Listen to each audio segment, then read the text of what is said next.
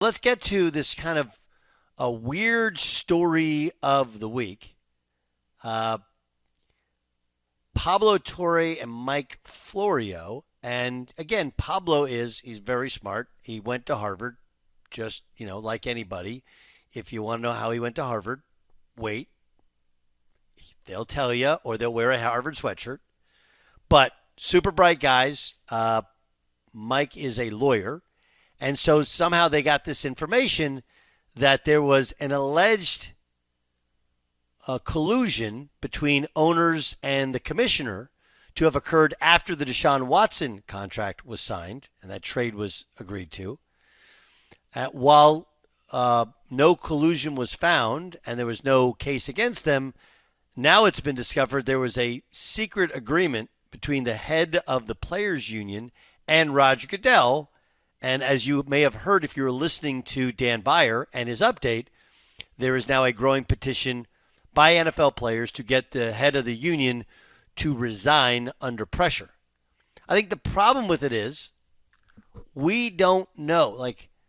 So he's got to resign because there's collusion, but it wasn't deemed to be collusion by an investigation, but it was borderline inappropriate, and so there was some sort of agreement, secret agreement, which is no longer secret, which was in place, and because it was kept secret from the players, then the union head must go.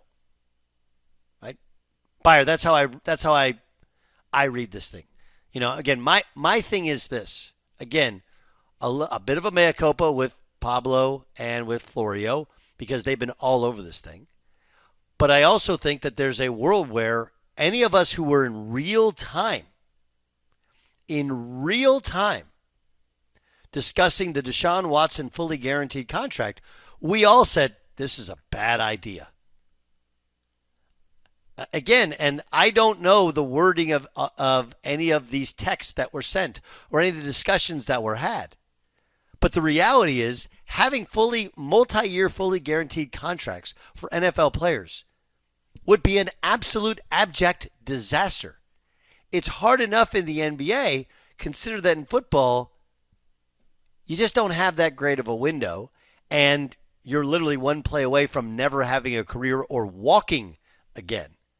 It doesn't feel like it's collusion to go, hey guys, this might not be the best idea to give a 5-year guaranteed no-cut contract to somebody who's accused of sexual assault 40 times plus. And, oh, yeah, by the way, he suffered 2 ACL injuries in his life. And now, at the end of that contract, they've had to redo it because you can't get out of it. And he suffered 2 Achilles tendon tears. This stuff, and by the way, not that good. So this is not being pro-owner or pro-player. I don't have my head in the sand. Again, it's just really hard to decipher. We're making a big deal and accusing the owners and Goodell of collusion when it was reviewed and it did not meet the preponderance of evidence that would have taken to go to trial. So there is no true collusion, even if there's some borderline stuff there and they push their beliefs. Oh, yeah, by the way, in the time since that deal, and that wasn't the first ever fully guaranteed contract. Kirk Cousins had a fully guaranteed contract. It was only for 3 years. And that's what players are going to end up running into. Right? There has to be a balance there.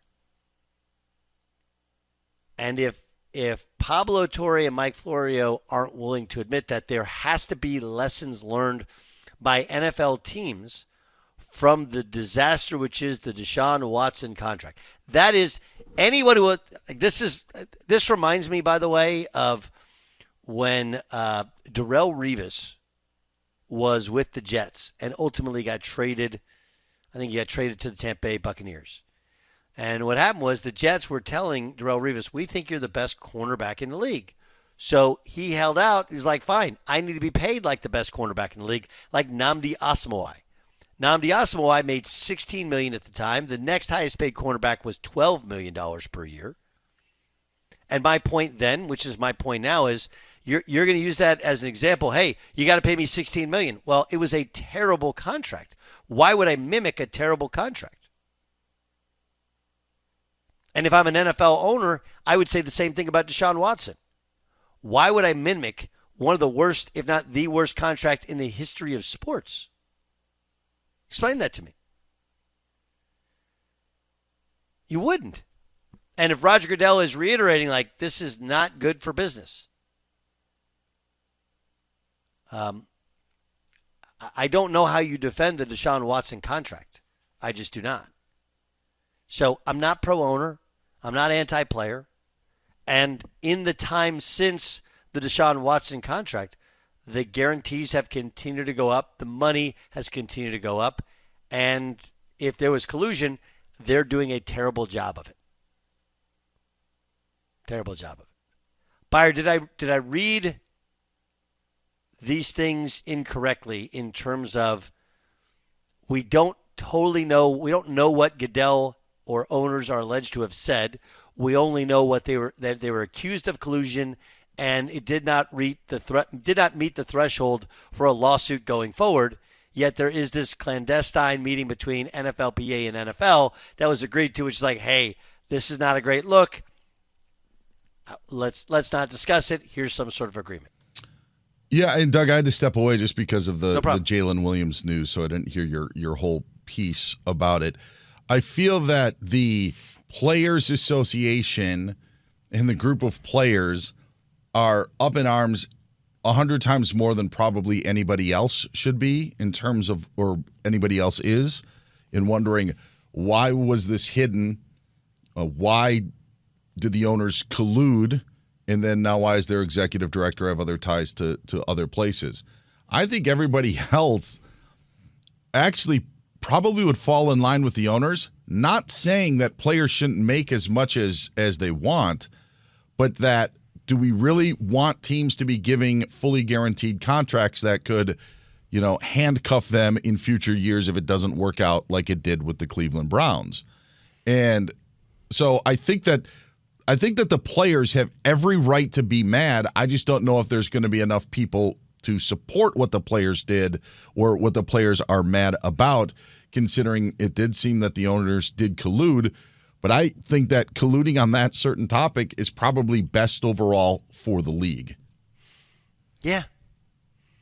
I agree with you. Again, there's a gray area between outright collusion, okay, and discussing what's smart business. Right? Yes. There's a gray area. And I feel like this has to have fallen into that gray area, which is why there was no lawsuit. So again, if I'm wrong, and if we read the text and it's like, hey, by all means, don't give them guaranteed contracts, suppress their. But if that wording was in there, there would be a lawsuit. There's not. Yeah. I also think that, and I am not as well versed, so this is just an amateur guess, yep. But I would also think that the reason why the NFLPA didn't go public with this is because they thought maybe down the road that if he did have guaranteed contracts, it would hurt a portion of their union. Maybe not the top-end guys, and it's kind of what makes the NFL's union so weak, is that there's such a disparity between the top-end guys and everybody else. Yeah, they call everybody else the rank and file. Yes. Right? So the rank and file needs to collect checks for as long as they can collect checks for, because their checks are not what the quarterbacks are, the wide receivers are, the defensive ends are.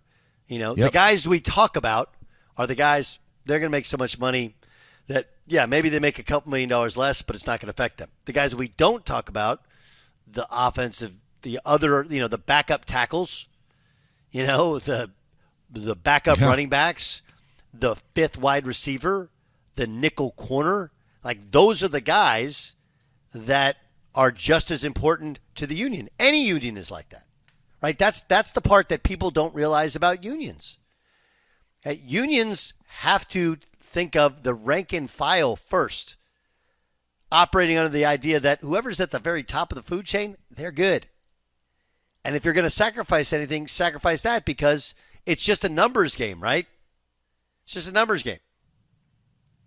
If you're paying the top end guys, it seems like, okay, great. But someone ends up having to take a hit on the other end. And I believe in the most recent CBA, a lot of middle guys who could spend 6 or 7 years in the league are gone because it's just easier to go with the 22, 23-year-old rookie at that price.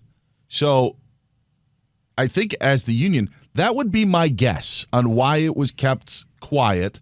And while, yeah, the owners did this, but if you started to allow guaranteed contracts for everybody, then maybe you're pricing out a portion of your union. Doug Gottlieb Show here on Fox Sports Just Radio. a guess. That's and my guess is that it's in that gray area of what's good business, what's not good business for all of us. Let's look at the Deshaun Watson thing as bad business, bad for business, and we probably shouldn't do that again. I think it would have been easy for those teams, was it Kyler Murray and the Cardinals, or easy for those agents to ask for what Deshaun Watson got, considering everything that, all the baggage that came with him. And then it's difficult to negotiate off of that. And Kyler Murray maybe would have warranted it. Maybe he would have been worthy of it. And while it sucks for Kyler Murray, I think there is a domino effect that it isn't good for the National Football League, and it isn't necessarily good for fans. That's why I feel kind of the players are a bit out on an island in all of this as well, because I think parity is one of the things that drives the NFL and now the ability to turn things around quickly. And if you're saddled by bad contracts because you have stupid owners, I don't know if that's good for the overall portion of the league. Well, I also think you mentioned parity. I don't know if it's as much about parity as much as I do think that even though it's more perception than reality in terms of players playing for their checks and not being guaranteed money, the reality is NFL players are guaranteed a substantial sum of their salary. Substantial sum. But the perception is they're not, which I think makes them somebody that we want to cheer for as fans as well. Like, hey, whereas NBA players, they are fully guaranteed contracts. Right? There's a perception there of they don't have to play hard because they're still getting paid anyway. So I do think that there's some added other benefits to having the perception not meet up with the reality in terms of guaranteed contracts.